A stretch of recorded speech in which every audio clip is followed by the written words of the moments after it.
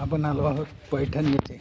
पैठण येथील एकनाथ महाराजांचं समाधीचं मंदिर तुम्हाला माहीत असेलच, पण हे सिद्धेश्वर भगवान शंकराचं एक रूप आहे. त्याचं हे मंदिर तुम्हाला माहीत नसेल. हे मंदिर आहे सिद्धेश्वर मंदिर. हे पैठणच्या गावापासून थोडंसं दीड ते 2 किलोमीटरच्या अंतरावर आहे. आता या मंदिराबद्दल बऱ्याच जणांना, खूप कमी जणांना माहीत असेल. इथे क्रियाकर्मविधी वगैरे केले जातात. 10व 12व वगैरे असले विधी इथे केले जातात. त्याच्यासाठी हे मंदिर बांधण्यात आलेलं आहे. आणि हे मंदिर नदीमध्ये सापडलेलं असावं असा अंदाज. इथे बघू शकता तुम्ही, नदीच्या पात्रामध्येच मंदिर आहे.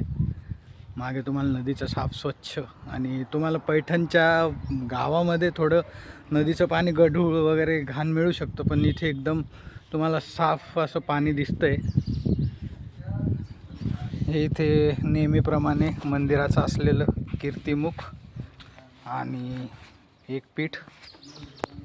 तर आतमध्ये पाण्यामध्ये हां, तर इथे पुरातन काळच्या या पायऱ्या दिसत आहे.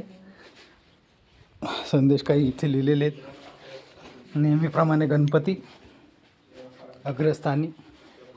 मंदिर भरपूर जुनं दिसतंय. थोडीशी डागडुजी झालेली आहे मंदिराची. आणि विशेष असं आहे की सध्या नदीला पाणी भरपूर असल्यामुळं आपल्याला भगवान शंकरांचं असं दर्शन होत नाही आहे. यामध्ये पिंड आहे, भगवान शंकराची पिंड आहे, आणि याला पाण्याने अभिषेक झालेला आहे. जेव्हा उन्हाळ्यामध्ये पाणी उतरेल, यावर्षी पाऊस जास्त झाला होता मागच्या वर्षी, त्यामुळे पाण्याचं प्रमाण जास्त असल्यामुळे ते पिंड सध्या आपल्याला दिसत नाही आहे. इथे बाकी पूजा अर्चा करायसाठी जागा दिलेली थोडीफार. पण हे मंदिर तरी असं वाटतं, या मंदिराकडे पाहून असं वाटतं की असं खूप लोकांना माहीत नसावं. त्यामुळे इथे गर्दीही कमी आणि घाणही कमी आहे. म्हणजे तरी बघू शकता. तरी तुम्ही जर इथे येण्याचं प्लॅन करत असाल तरी भाविकांनी लक्ष ठेवा की हे मंदिर जसं आहे तसं प्राकृतिकरित्या व्यवस्थित ठेवा. म्हणजे घाण वगैरे करू नका.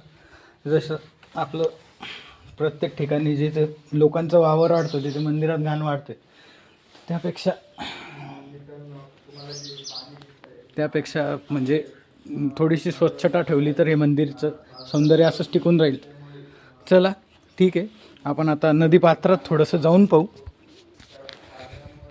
हे असं इथलचं छान असा परिसर आहे हा दिसतोय.